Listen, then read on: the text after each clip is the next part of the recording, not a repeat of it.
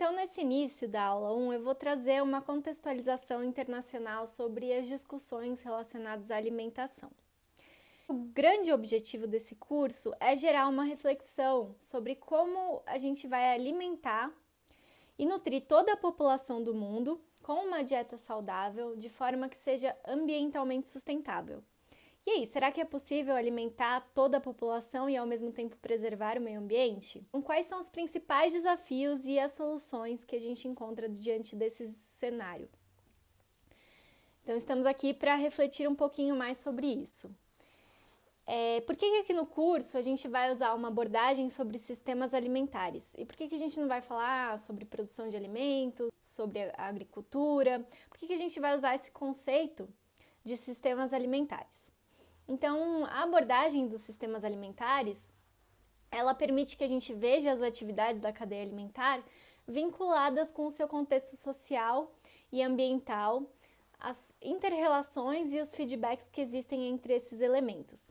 Então, aqui a gente tem uma definição do que são sistemas alimentares do painel de especialistas em segurança alimentar da ONU, que fala que os sistemas alimentares são todos os elementos, aí entra ambiente, pessoas, insumos, processos, infraestruturas, instituições, etc., e atividades que se relacionam com a produção, processamento, distribuição, preparação e consumo de alimentos, e também os resultados dessas atividades, incluindo aí os resultados socioeconômicos e ambientais. Então, a utilização desse conceito reflete aí uma mudança de visão política global que antes tinha como objetivo principal para combater a questão da fome o aumento da produção de alimentos. E hoje se entende que é necessário ir muito além e não só pensar no aumento da produção de alimentos, mas sim pensar em uma transformação radical desses sistemas alimentares para que a gente consiga alcançar essa segurança alimentar e nutricional e, ao mesmo tempo, alcançar os objetivos de desenvolvimento sustentável. Então, os sistemas alimentares eles vão variar muito de contexto para contexto, mas, em geral, a gente quer que eles sejam sustentáveis. E o que são esses sistemas alimentares sustentáveis? São os sistemas alimentares que são capazes de fornecer segurança alimentar e nutricional para todos, sem comprometer as bases econômicas, sociais e ambientais para fornecer essa segurança para as futuras gerações. Então, vamos entrar aí no debate sobre o direito à alimentação. O que é o direito à alimentação? Então, a gente tem o direito à vida, então o direito à alimentação está interrelacionado com esse direito à vida. Mas o direito à alimentação ele foi reconhecido como direito humano fundamental lá na Declaração Universal dos Direitos Humanos em 1948 e também foi incluído nas constituições refletidos em políticas públicas dentro do contexto dos países. Aqui no Brasil a gente tem um longo processo de construção política no sentido do direito à alimentação que vem junto com os conceitos de soberania alimentar e de segurança alimentar e nutricional, que eu vou falar um pouquinho mais sobre soberania alimentar mais para o final da aula. E aí a gente tem alguns marcos, com a criação do Sistema de Segurança Alimentar e Nutricional em 2006 e a inclusão do direito à alimentação como direito na Constituição em 2010. Então depois a gente vai entrar mais no contexto do Brasil, mas voltando aqui sobre o que é, então, a segurança alimentar. Muita gente confunde o termo segurança alimentar com o termo segurança de alimentos, que é relacionado à qualidade, à contaminação e questões sanitárias, mas o termo segurança alimentar tem um significado bastante diferente, Ele foi definido pela primeira vez na Conferência Mundial de Alimentos, em 1974, em uma década que tinha uma grande preocupação, que começaram a questionar sobre a questão do avanço da fome, o impacto dos preços do alimento. E então, nesse contexto, a segurança alimentar ela foi definida de uma forma bem simples e hoje a gente tem a definição mais completa de segurança alimentar que fala que existe segurança alimentar quando todas as pessoas têm a todo momento acesso físico, social e econômico a alimentos seguros, nutritivos e suficientes para satisfazer as suas necessidades dietéticas e preferências alimentares a fim de levarem uma vida ativa e saudável. Então, dentro desse conceito mais atualizado, a gente consegue identificar 6 dimensões, que são a disponibilidade, o acesso, o uso, a estabilidade, a agência e sustentabilidade. E no relatório de 2020, foi muito enfatizada a importância da inclusão dessas últimas dimensões, que são de agência e da sustentabilidade, dentro do conceito de segurança alimentar, para a gente alcançar os objetivos de desenvolvimento sustentável. E então vou falar um pouco mais sobre essas duas dimensões que são muito importantes e que foram incluídas e destacadas mais recentemente na discussão. A agência significa a capacidade dos indivíduos e grupos de agir de forma independente para fazer suas escolhas sobre o que comem, os alimentos que produzem, como esses alimentos são produzidos, processados, distribuídos, e também para se envolverem nos processos políticos que moldam esses sistemas alimentares. Então, a proteção da agência requer que existam sistemas sociopolíticos que sustentem uma estrutura de governança que garanta a segurança alimentar para todos. Essa dimensão da agência e essa inclusão da discussão sobre essa dimensão acaba aproximando um pouco o conceito de segurança alimentar com o conceito de soberania alimentar, mas vocês vão entender um pouquinho mais para frente. E também, como já falamos aqui, a dimensão da sustentabilidade é fundamental para a gente conseguir fazer essas mudanças dentro dos sistemas alimentares, de forma que a gente contribua para a regeneração a longo prazo da vida. Quais são os principais desafios que a gente tem hoje em alimentar a população? Quais são os principais problemas em torno desses sistemas alimentares? Primeiro, a gente tem a malnutrição. E aí, a malnutrição significa basicamente que as pessoas estão ingerindo muitos nutrientes ou poucos nutrientes. E hoje a gente tem um dado que 1 em cada 3 pessoas sofrem de fome ou malnutrição, podendo ter aí múltiplas formas dessa malnutrição. Hoje a gente tem que a malnutrição, em todas as suas formas, incluindo a desnutrição, a obesidade, riscos alimentares de doenças crônicas, é a principal causa de doenças e mortes prematuras no mundo todo. Então isso hoje é o que mais mata prematuramente as pessoas no mundo. E então a gente tem hoje grandes pandemias, sendo elas a obesidade, a desnutrição e as mudanças climáticas, que juntas representam o que é chamado de sindemia global, que afeta a maioria das pessoas em todos os países e regiões do mundo. O que é uma sindemia? Uma sindemia é uma sinergia de pandemias que estão acontecendo no mesmo tempo e no mesmo espaço e interagindo entre si, compartilhando vários fatores. Só para exemplificar essas inter-relações entre as pandemias, a gente tem sistemas alimentares que acabam gerando essas pandemias de obesidade e desnutrição e, ao mesmo tempo, são responsáveis por quase 30% das emissões de gases de efeito estufa. A gente também tem escolhas, de sistemas de transporte, predominantemente de carros, que apoiam estilos de vida mais sedentários, que acabam contribuindo para essas doenças e também são responsáveis por grande parte das emissões também. A gente também tem os impactos das mudanças climáticas nas questões de saúde, então a gente vê que essas 3 pandemias elas estão muito interrelacionadas. Bem, e agora também estamos vivendo a pandemia do coronavírus afetando todo o planeta. E então é sabido que a saúde dos ecossistemas está relacionada à saúde das pessoas. No começo da pandemia, o PNUMA lançou um relatório, um estudo, falando que 60% das doenças infecciosas emergentes nos seres humanos são zoonóticas e estão intimamente ligadas à saúde dos ecossistemas. Então, além dessa questão da malnutrição, a gente tem as zoonoses e aí outros dados, segundo o IPEA, a cada 1% de aumento do desmatamento, aumenta em 23% os casos de malária e entre 8 a 9% os casos de leishmaniose. Então, está tudo muito interconectado. A gente percebe que a preservação do meio ambiente é muito importante para a preservação da saúde humana. O segundo desafio é do crescimento populacional. Então, como nós vamos alimentar uma população cada vez maior e cada vez mais urbana?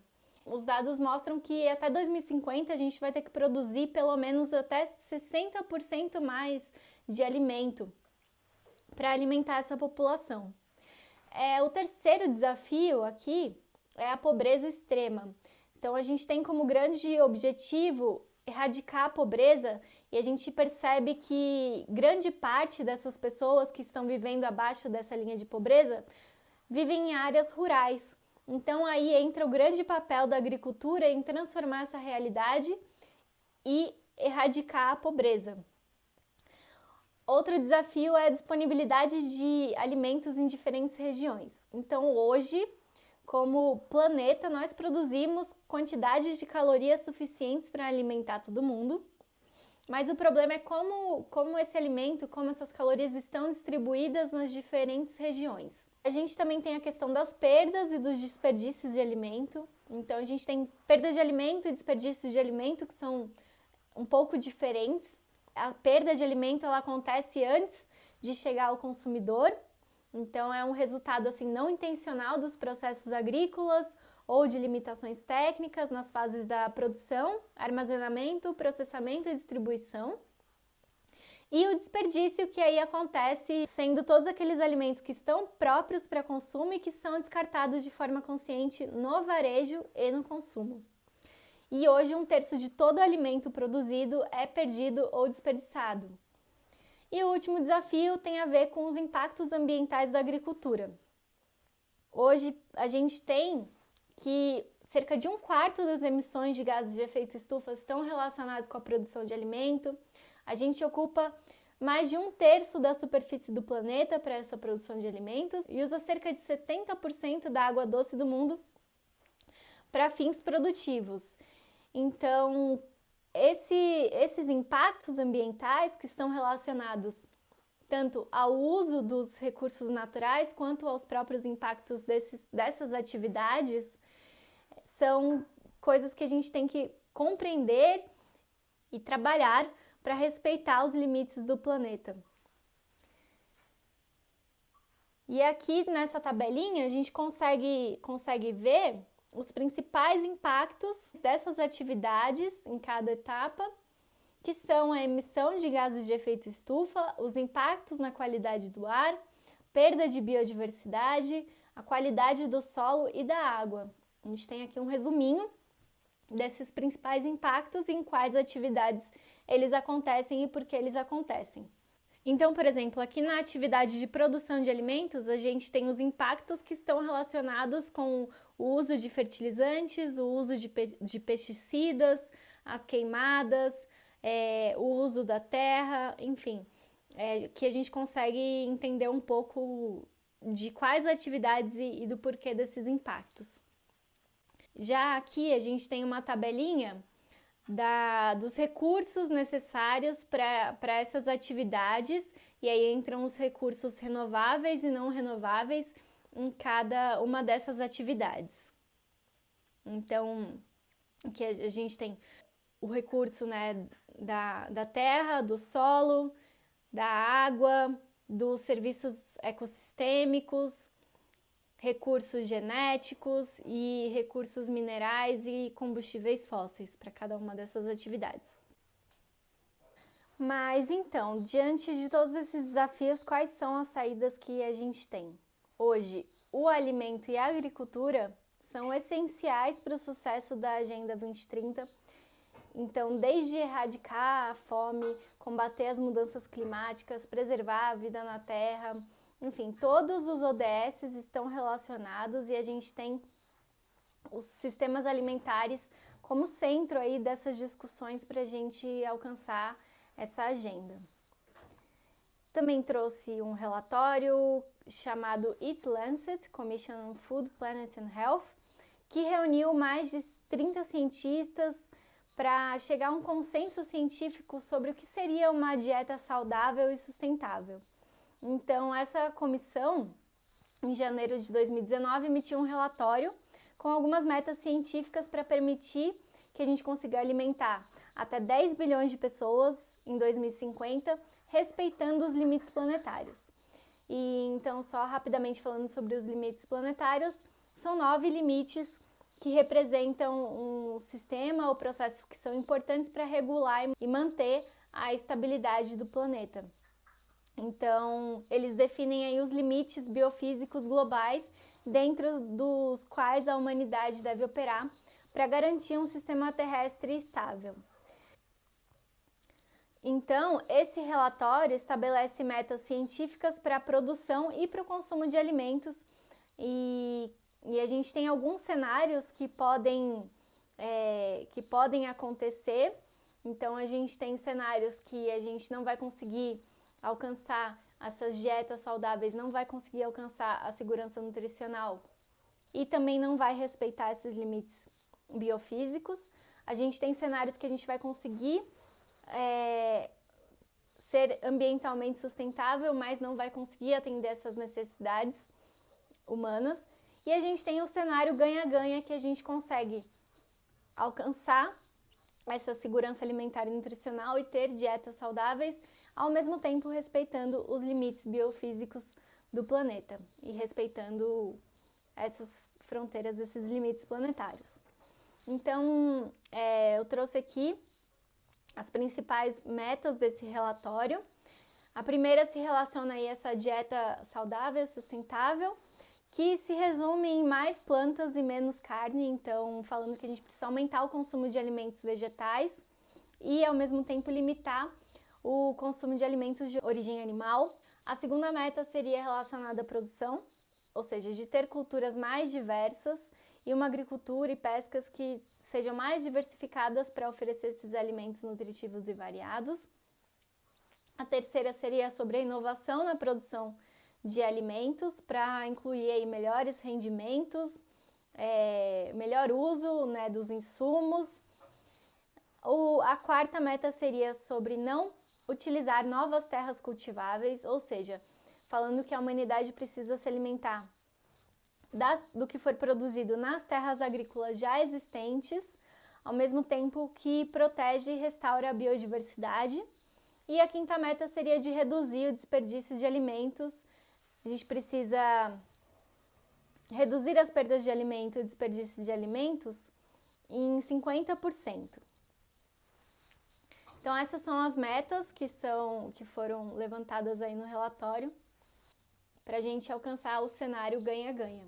Então, eu trouxe aqui o contexto de segurança alimentar e esse panorama mais internacional, mas é muito importante trazer aqui a diferença entre os conceitos de segurança alimentar e de soberania alimentar. O conceito de soberania alimentar surgiu na década de 80, mas foi popularizado na década de 90 pela Via Campesina. A Via Campesina é um movimento internacional de camponeses que é composta por diversos movimentos sociais e organizações no mundo todo e que passou a usar o conceito de soberania alimentar como uma reação ao conceito de segurança alimentar definido pela FAO e das discussões a partir da década de 70. Então, ele surgiu como um conceito para realmente atender aos interesses dos povos e compreender que cada povo deve ser livre e soberano. A soberania ela acontece quando os povos têm a liberdade de definir o que produzem, como produzem e para quem produzem o alimento, e passa essencialmente pela capacidade de cada nação produzir o seu alimento. Então, a soberania alimentar ela é entendida como o direito dos povos de definirem suas próprias políticas e estratégias sustentáveis de produção. Aí entra a agroecologia como um elemento muito importante desse conceito. A distribuição e consumo de alimentos que garantam direito à alimentação para toda a população, com a produção de pequena e média escala, respeitando as suas culturas, a diversidade dos modos de cultivo. Então, o conceito de soberania alimentar ele vem como um conceito muito mais amplo e visto como superior porque ele vai agir, ele vai atacar a raiz dos problemas. E ele bate de frente aí com a questão do alimento ser entendido como mercadoria, do alimento principalmente como commodity. e ele é bastante crítico em relação ao modelo do agronegócio, enfatiza também o papel das mulheres nesse contexto. Então, a proposta da soberania alimentar é sobre a conquista do direito à alimentação, que depende da capacidade de produção de cada país e do fortalecimento da agricultura familiar. E também tem o papel do Estado como um papel fundamental para regular a economia, para priorizar e proteger os mercados locais e nacionais e promover a produção de alimentos para o consumo doméstico. Então, o Estado ele também é responsável pela proteção contra a fome. Apesar de a gente ter visto que o conceito de segurança alimentar ele veio avançando ao longo dos anos, esses dois conceitos são conceitos que surgem de propostas diferentes, de contextos políticos diferentes e representam os interesses de classes diferentes.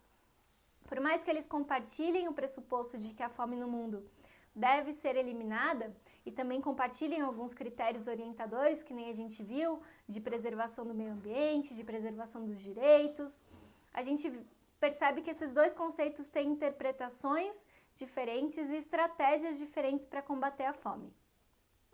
E tudo isso para a gente começar a refletir sobre, então, será que as nossas escolhas importam? Então, qual que é o nosso papel diante desse contexto? O nosso papel como consumidores, como eleitores, como cidadãos, como sociedade civil, qual que é o papel de cada um de nós aqui nesse curso em relação a esses desafios? Quais são as escolhas que a gente faz todos os dias ou que a gente deixa de fazer? Então, a gente consegue escolher onde a gente compra, o que a gente compra, como prepara o alimento, como armazena. E o que influencia essas escolhas? O que influencia as nossas decisões? O ambiente, né, alimentar tem vários aspectos que acabam influenciando essas escolhas que a gente faz em todos os momentos, que são aspectos econômicos, sociais, culturais. Então, a partir de agora, vamos começar a nos aprofundar nessas reflexões.